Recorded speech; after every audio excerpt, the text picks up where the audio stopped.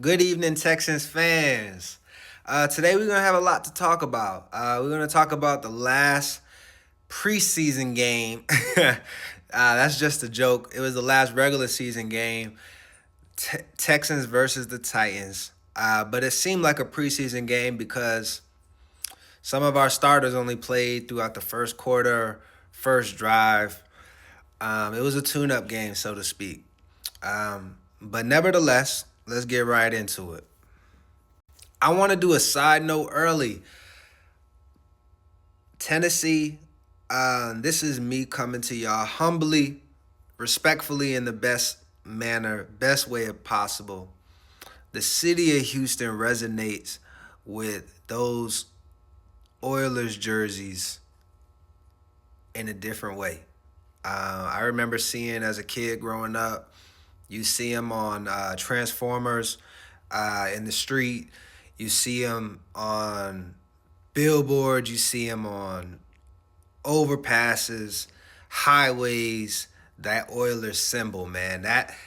Those jerseys and that logo means something special to the city of Houston. Now, a quick proposal on those jerseys. I think that the Texans or the entire city of Houston, especially the football team, should have some level of being grandfathered in when it comes to those jersey colors, because I know there was a big slack on the University of Houston wearing those jerseys. But like I said, man, those colors, that team means something special. Y'all can have Earl Campbell, Warren Moons, the Jake Matthews.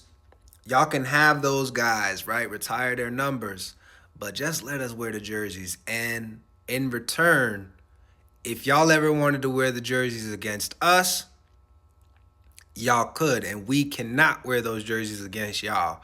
But I think that we should have some sort of salute, some sort of respect to where the fans in Houston will be able to wear those jerseys. I'd love to see C.J. Stroud in a Oilers jersey, a Kamari Lassiter, a Kalen Bullock, the best players on the team, Will Anderson. I'd love to see them get that Oilers jersey and put it on at least once, every couple of years maybe. But I think we should be grandfathered in. Y'all think about it. Get back to us. First quarter was the first drive of the game. We had a long break, and we needed to definitely come in with this tone that we set against the Tennessee Titans with this touchdown right here, C.J. Stroud to Nico Collins. Nico Collins has been a great asset to our team. We are very short in the wide receiver room. I know Tyreek Hill, he's upset. Maybe we want to make a run at him. But I do know that we have a lot of people that we need to pay in the near future, so we may want to hold off on that. Laramie Tunsil, this segment is for you, sir. Something's got to give, bro. I'm glad that your false starts were against this team here, but moving forward, man, bruh, begging you, man, cut it out, man. Push-ups, coaching staff, push-ups, laps. Gotta get right with him, bro, because this is just unacceptable, all the false starts, man. I lead the league in false starts. Sheesh. In the second quarter, Dameon Pierce with the huge run, 92-yard run. I'm gonna get into the running back position a little bit later in this video, but this was a great run, man. And matter of fact, player of the game goes out to Dameon Pierce. He's a good player. I don't want to give any disrespect, just a early heads up, but this was a good play. And definitely the player of the game this time, man. Way to play hard even through garbage time. All right, so now that we're going to talk about running backs, let's talk about the Texans draft options this next year. I think I saw somewhere on a draft board or a mock draft that the Texans were going to look into getting Ashton Gentry.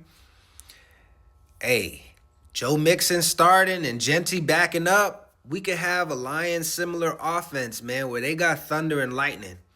So I'm definitely stamping us trying to make a run for Ashton Gentry. And then all the rest of our picks, players that are on the offensive line at the start of the snap. So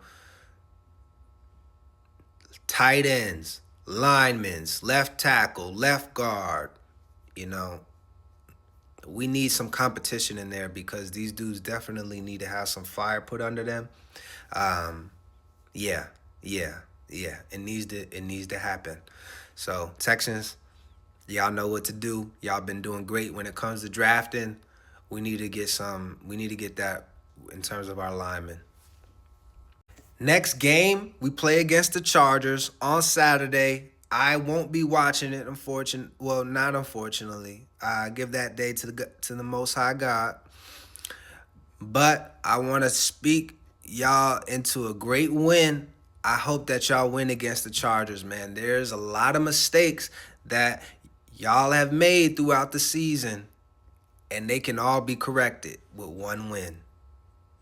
They can all be corrected this Saturday against the Chargers. And again, I won't be watching. I'll watch it on Sunday because that's God's day. But yeah, a lot of mistakes that can be made up for if y'all win on Saturday. Finally, the Titans, they got the first overall pick. Congratulations to them. It seems like they're going to get Shedeur Sanders, man. Unless, they pull the Eli Manning card and don't want Shedeur to go to the Titans. I hope, Shedeur, you get that number 4 jersey, man, because I know it will look fly on you. But this boy, Shedeur, man, he's a baller, man. Get ready to see him twice a year, Texans. Get ready to see him twice a year. Get ready for there to be real competition in the AFC South, man. It's not going to be a given. And we definitely need to plan accordingly, man. Will Anderson, bringing back Daniil Hunter because he was a baller. And we got to get after Shedeur, man. But shout out to Shedeur, future number 1 pick, top draft pick. If they decide to go with Travis Hunter, shout out to him. But I'm definitely looking forward to seeing those guys play. I'm definitely looking to see how far their career goes. I'm definitely looking forward to it, man. The Sanders boys, Shiloh as well, Travis Hunter, I'm a huge fan of all those guys. Finally, segment that I don't really get into here on this, I try to keep religion separate from sports. But I think this was a good moment. I want to leave everybody with a scripture. What's done in the dark will come to the light. Just know that God's always watching, man, and understanding that if you are embarrassed by something being in the public space, you're better off not doing it. And you should always move like everything that you do behind closed doors, everything that you say behind closed doors will be brought into the light. So everybody, please take that to heart. Please understand how many people that you impact on a day-to-day basis by your actions. And understand that, man, we got a younger generation that's looking up to us and uses us for role models. And if you can't do it for yourself, do it for the youth. Peace, y'all. I'm just famous. Ooh, I'm just famous.